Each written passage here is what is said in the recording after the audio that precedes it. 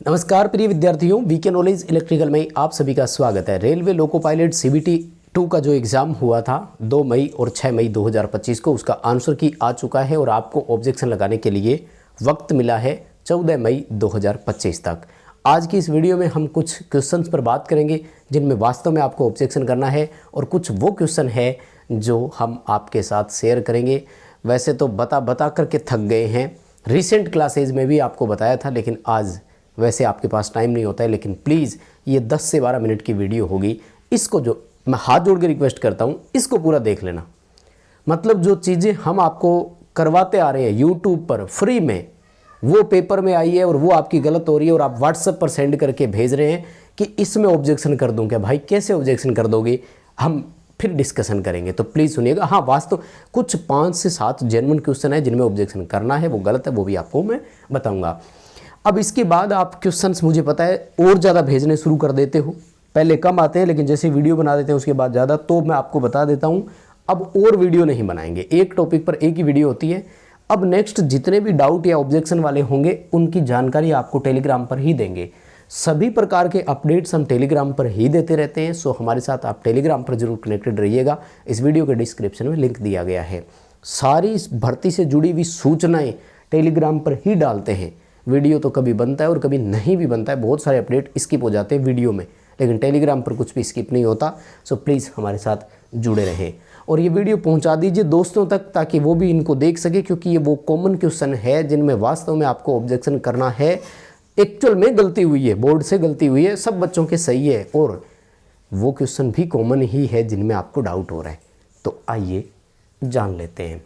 My dear, पहला सवाल ये है, अगर इसमें क्योंकि ये बच्चों ने स्क्रीनशॉट भेजे, देखो जैसे जैसे स्क्रीनशॉट। अच्छा, 2 मई के दोनों पेपर मिल गए हैं, 6 मई का एक पेपर मिल गया है, 6 मई का सेकंड पेपर नहीं मिला है। तो अगर आप में से किसी के पास हो तो व्हाट्सएप पर PDF जरूर सेंड कीजिएगा, और चारों पेपर आपको लाइफ टाइम मेंबरशिप में ऐड हम करवा देंगे। जो एप्लीकेशन पर लाइफ टाइम मेंबरशिप प्लान हमने दिया हुआ था उसमें।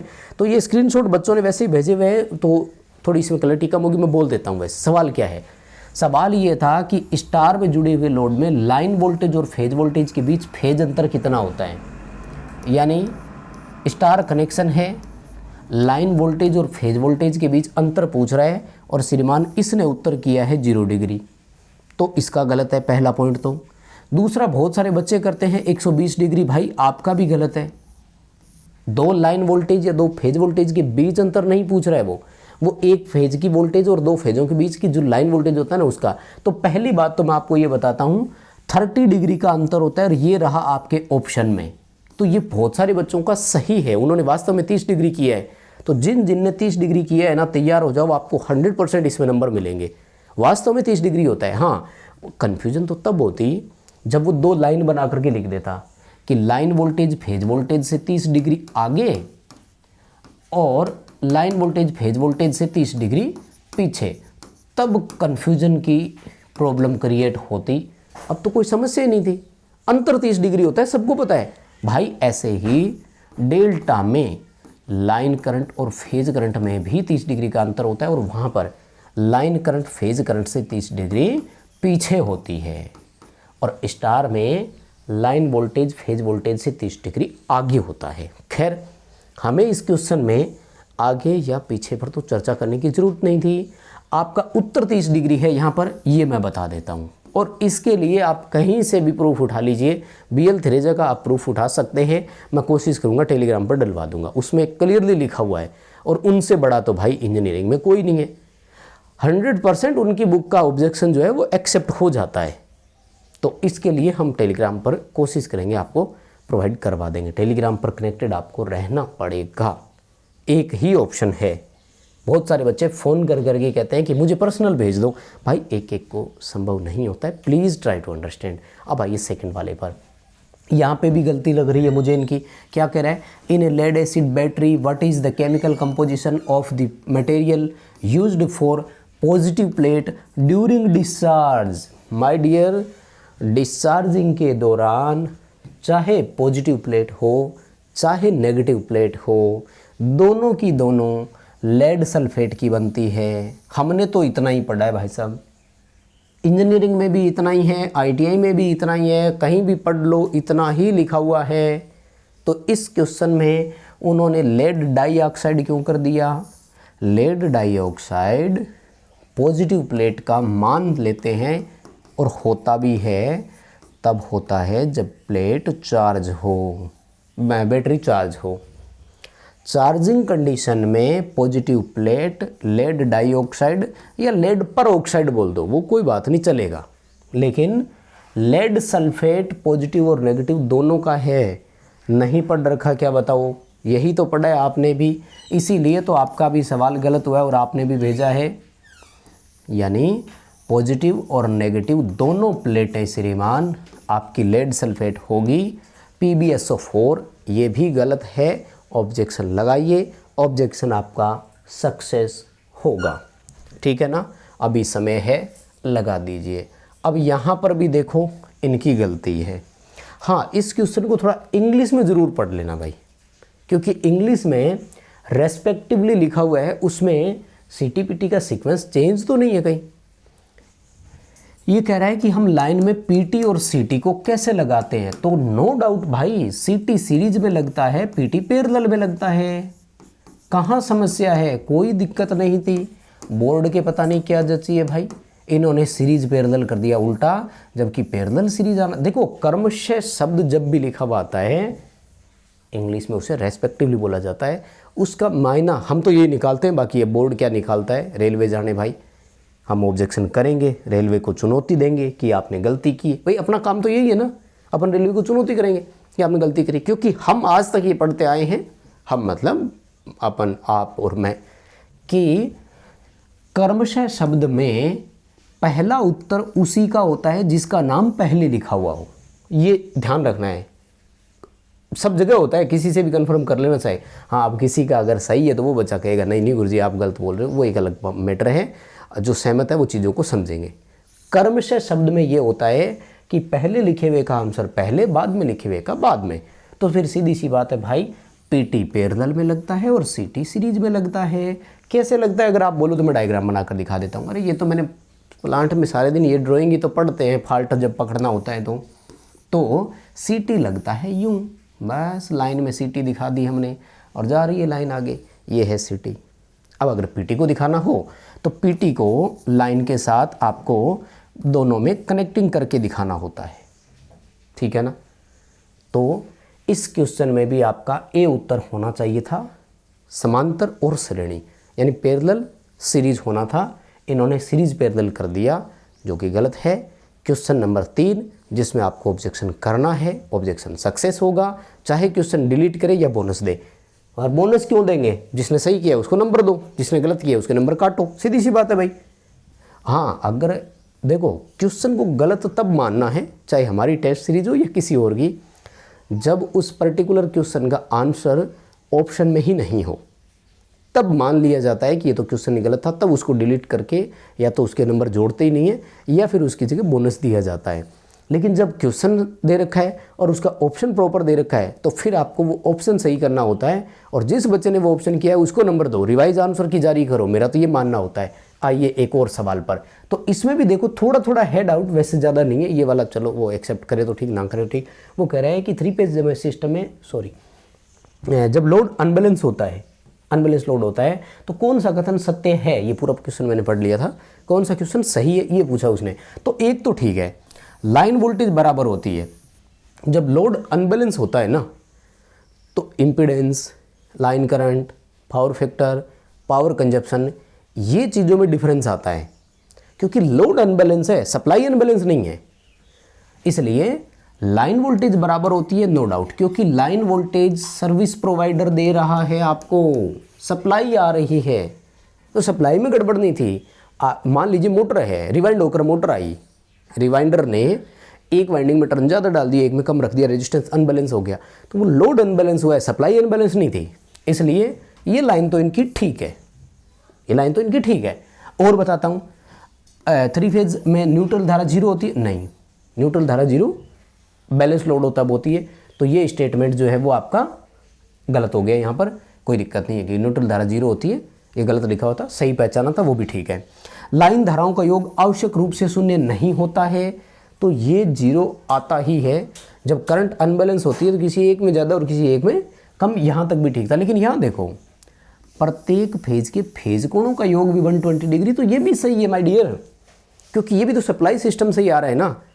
तो मैग्नीट्यूड कभी नहीं बदलता है, जो आपका एम्पलीट्यूड है, आयाम है, वो नहीं, उसकी केवल जो वैल्यू जो होती है ना वो बदलता है।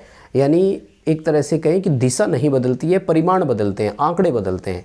जब सप्लाई अनबैलेंस होती है तो लाइन करंट में अंतर आता है। ये इस वजह से आता है कि इम्पीडेंस अलग हुआ।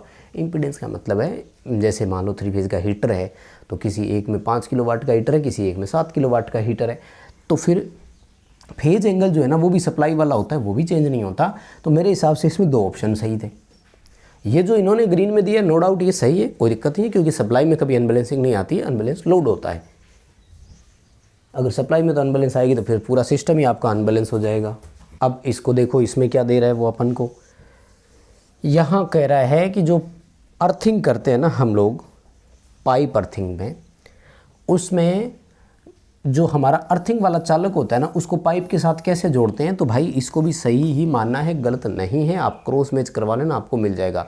वेल्डिंग से ही जोड़ते हैं। सेकंड डाउट आपका नट और बोल्ट की तरफ जाता होगा, तो नट बोल्ट और वेल्डिंग में अगर हम प्राथमिकता की बात करें तो वेल्डिंग को ही प्राथमिकता देंगे, क्योंकि यहाँ पर आपका जॉइंट जो है उसकी मैकेनिकल स्ट्रेंथ मैक्सिमम होती है या सर्वाधिक होती है। नट बोल्ट में फिर भी लूज रहने के चांसेस होते हैं, है ना। अपने प्लांट में जितने भी मैं आपको दिखाऊं, कभी फ़ोटो खींच कर डालूंगा, सारी प्लेट अर्थिंग है और वो प्रॉपर जो है वो वेल्डिंग करी हुई है। तो पाइप से वो चीज़ जो निकल कर आती है वो वेल्डिंग से जुड़ती है, ठीक है, कोई ऑब्जेक्शन करने की ज़्यादा ज़रूरत मुझे नहीं लग रही। बाकी आपका इंडिविजुअल है। शुरुआत वाले जो मैंने 4 क्वेश्चन बताए हैं उनमें आपको ऑब्जेक्शन करना है, बिल्कुल उनमें प्रॉब्लम है। और ये उस भाई का गलत हो रहा है जिसने मुझे सेंड किया है, तो आपके समझने में थोड़ा सा फ़र्क रह गया होगा। मैं 2 लैंग्वेज निकलती है, दोनों के उत्तर बताता हूँ, आपका ऑप्शन एक ही निकल कर आएगा। पता नहीं आपसे गलती कैसे हुई। वो कह रहे 4 ओम के 4 प्रतिरोध समांतर में है, ठीक है ना। क्या किया उसने, 1 2 3 और 4 ऐसे 4 रेजिस्टेंस पैरेलल में दिखा रहा है, ठीक है ना। मतलब 4 ओम मतलब 4 ओम के हैं। तो वो कह रहा है कि समांतर में जुड़े हुए थे। हमने क्या किया कि इसके बाद ऐसे 4 समांतर संयोजनों को श्रेणी क्रम में जोड़ा, यानी एक सेट, फिर सेट नंबर 2, फिर सेट नंबर 3, फिर सेट नंबर 4। और अब यहाँ पर वो कह रहा है कि बताइए टोटल रेजिस्टेंस कितना है। तो भाई 4 ओम के 4 रेजिस्टेंस जब पैरेलल में लगते हैं तो इस एक सेट का रेजिस्टेंस 1 ओम आएगा। दूसरे का भी कितना आएगा, 1 ओम। तीसरे का भी कितना आएगा, 1 ओम। चौथे का भी कितना आएगा, 1 ओम। तो अब आपके 4 रेजिस्टेंस सीरीज में है, टोटल रेजिस्टेंस कितना आएगा ये बताओ। 4 ओम। कहाँ गलती है, ऐसे अपन डिपार्टमेंट को हर क्वेश्चन में दोषी नहीं ठहरा सकते, ध्यान रखना। तो 4 ओम उत्तर था ना। अब मैं आपकी एक बात मान लेता हूँ कि आपसे जो चीज़ें समझ में नहीं आ रही होगी या गलती क्या हुई होगी कि आपने 5 सेट मान लिए होंगे। इतनी गलती हो सकती है। कैसे कि 4 ओम के 4 प्रतिरोध समांतर में जुड़े हुए हैं, तो आपने पहली थ्योरी तो ये मान ली। और फिर वो क्या कह रहे हैं कि इसके बाद मतलब इस सेट के बाद और, तो भाई उनके 4 ओम रेजिस्टेंस और जोड़ लो, इसका 1 ओम बनेगा। अब इन सब का जोड़ लो, उत्तर कितना आ रहा है, 5 ओम। तो 5 ओम ऑप्शन में ही नहीं था।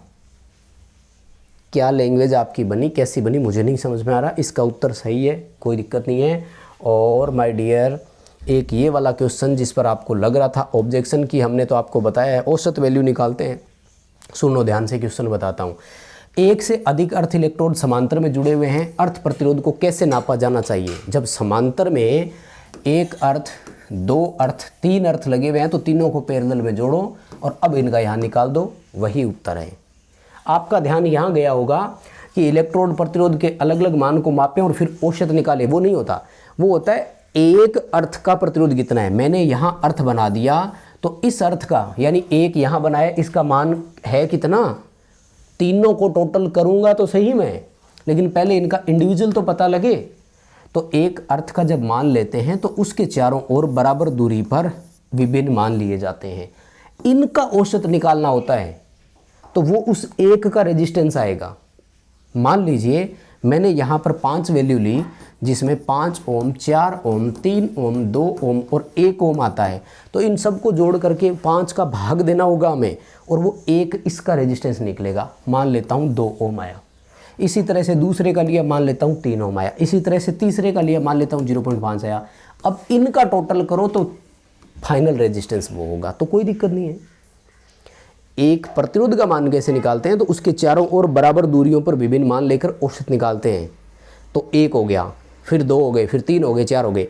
अब टोटल अर्थ का बताना है तो फिर चारों पैरेलल में, तो पैरेलल में निकलेगा, इसमें कोई दिक्कत नहीं थी। और माय डियर, ये है वो क्वेश्चन जिसको शायद मेरे जितना किसी ने भी नहीं बताया होगा। अभी रिसेंटली जो डिजिटल बोर्ड पर क्लासेज हो रही है आपकी यूट्यूब चैनल पर, फ्री में हो रही है, डेली होती है, 78 क्लासेज हो चुकी है। और जब मैं आपको व्हाट्सएप पर किसी बच्चों को बोलता हूँ ना कि इन क्लासेज को देख लो, तो सामने से मैसेज आता है लिंक प्लीज़, तो भाई हाथ जोड़ के रिक्वेस्ट है, रहने दो फिर। या तो हमारे से इतना नहीं हो सकता कि हम चैनल खोलें, उसकी जाकर के प्ले लिस्ट ढूंढ लें कि कहाँ है, तो हम क्या कर पाएंगे मेहनत। भाई सीधी यहाँ लगती है जब आप लिंक मांगते हो। हर एक चीज़ का लिंक पॉसिबल होता है। ये जो 78 क्लासेज हुई है ना, इसमें रिसेंटली लास्ट 3 क्लासेज मैंने इलेक्ट्रॉनिक्स की करवाई थी, और खासतौर से 2 मई का पेपर देखने के बाद बच्चों ने कहा कि इलेक्ट्रॉनिक्स ज़्यादा आ रहा है, तो 2 मई के बाद में खासतौर से 6 मई के पेपर के लिए करवाया था। सवाल क्या है देखो, यूजेटी किस प्रकार की डिवाइस है। अरे भाई, हम यूजेटी की डेफिनेशन को, उसका उत्तर लेकर चल जाते हैं। यूनि जंक्शन ट्रांजिस्टर इसका नाम है। क्या नाम है? यानी जंक्शन जो है ना, पी और एन जहाँ मिलते हैं उसको जंक्शन बोलते हैं। तो जंक्शन एक है इसमें। तो बहुत सारे बच्चे क्या करते हैं, इसको एक ध्रुवी जंक्शन डिवाइस मानते हैं। एकल जंक्शन डिवाइस है, एकल पोलरिटी नहीं है, यूनिपोलर नहीं है। जहाँ पर P और N दोनों आ जाते हैं वो सारे के सारे बाईपोलर होते हैं। चाहे NPN ट्रांजिस्टर हो, चाहे SCR हो, चाहे ट्राइक हो, चाहे डायक हो, चाहे UJT हो, ये सब के सब बाईपोलर है। और इस पर तो स्पेशल क्लास दे रखी है, अब नहीं देखा, यही हमारी सबसे बड़ी गलती है। पता है, हम कहीं ना कहीं या तो ओवर कॉन्फिडेंट होते हैं, या सामने वाले को ये कहते हैं कि इससे तो क्या है, इतना तो मुझे भी आता है। भाई, जब मेरा ये मानना है जहाँ से सीखने को मिले वहाँ सीख लेना चाहिए। जब तक हम नौकरी नहीं लग जाते, जब तक हम सेलेक्ट नहीं हो जाते, हमारे लिए हर एक चीज़ इंपॉर्टेंट होती है। थोड़ा सा ईगो को साइड में रख लो प्लीज़। मैं ये नहीं कह रहा कि ऐप में आइए हमारे साथ जुड़िए, मैं ये कह रहा हूँ कि जो यूट्यूब पर मैंने 78 क्लासेज आपको अब तक प्रोवाइड कराई है ना, डिजिटल बोर्ड पर है, 1 से लेकर 78 तक देख लो। 20% टेक्निकल के एक्स्ट्रा कंटेंट की गारंटी है, सीख लो इसको यार, ये सारा समझा है उसमें। यूजेटी बाईपोलर है, नो डाउट। यूनि जंक्शन है, यूनिपोलर नहीं। फिर बोल रहा हूँ, यूनि जंक्शन है, जंक्शन है। अरे भाई, जंक्शन का मतलब होता है P और N जहाँ मिलते हैं, P पॉजिटिव, N नेगेटिव, 2 ध्रुवता हुई कि नहीं हुई बताओ। समझ रहे हो? गलती अपनी है, बोर्ड को, रेलवे बोर्ड को दोषी इस क्वेश्चन में तो नहीं ठहराना, ठीक है। और एक ये देखो, नो लोड ट्रांसफार्मर का पावर फैक्टर पूछ रहा है। जनरली 0.1 का 15 का आंकड़ा देखते ही कूद पड़ते हैं। भाई, ये तब होता है जब कोई वैल्यू नहीं हो और डायरेक्ट क्वेश्चन पूछे कि सामान्यतः नो लोड पे पावर फैक्टर कितना होता है। यहाँ तो इसने आंकड़ा दे रखा है, वो कह रहा है कि 100 वाट की पावर है, ठीक है ना। सिंगल फेज का ट्रांसफार्मर है तो P बराबर VI cos फाई लगाओ ना।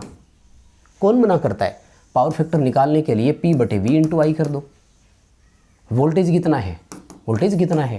250 वोल्ट है, और करंट कितना है? 1.6। तो इसको निकाल करके 100 में भाग दे करके देखो, 0.25 ही आ रहा है। कहाँ बोर्ड की गलती है इस क्वेश्चन में? शुरुआत वाले 4 क्वेश्चनों में गलती थी, बस उनको कर लो, बाकी किसी की भी ज़रूरत नहीं है। यहाँ भी देखो, वोल्टेज सेंसिंग रिले में रिले को DC कौन देता है? अरे भाई, मान लेते हैं रिले सेंसिंग की कार्यप्रणाली नहीं पढ़ रखी, लेकिन थोड़ा कॉमन तो दिमाग का लगाएंगे ना। DC सप्लाई, इनमें से कौन ऐसा है जो DC प्रोवाइड करवाता होगा बताओ? इंडक्टर और ये कराता है क्या? मोटर जनरेटर कराता है क्या? DC देने के लिए तो रेक्टिफायर और डायोड की ज़रूरत पड़ती है ना। तो डायोड तो इन दोनों में ही करो ना। अब आता है कि हमें उसके लिए समानुपाती वोल्टेज, यानी प्रॉपर उसी अनुपात में वोल्टेज मिलनी चाहिए। तो ट्रांसफार्मर को स्टेप अप स्टेप डाउन करने के लिए रेक्टिफायर में ट्रांसफार्मर नहीं लगाएंगे। कुल मिलाकर के ये जो शुरुआत वाले मैंने आपको बताए, आपकी शिफ्ट में है या नहीं है, क्योंकि मैंने कॉमन क्वेश्चन उठाए हैं, तो आप ऑब्जेक्शन लगा सकते हैं। बाकी क्वेश्चन में मुझे नहीं लगता कि ऑब्जेक्शन की ज़रूरत है क्या। सो प्लीज़, कितना आप हमें समझ पाए इस वीडियो से, ये ज़रूर बताइएगा। हो सकता है तो लाइक कर दो, बहुत मेहनत लगती है चीज़ों पर, थोड़ा अप्रिशिएट कर दिया करो। हो सकता है तो दोस्तों के साथ शेयर भी कर दो क्लास को। टेलीग्राम पर जुड़े रहना, अपडेट वहीं पर देंगे। बहुत धन्यवाद।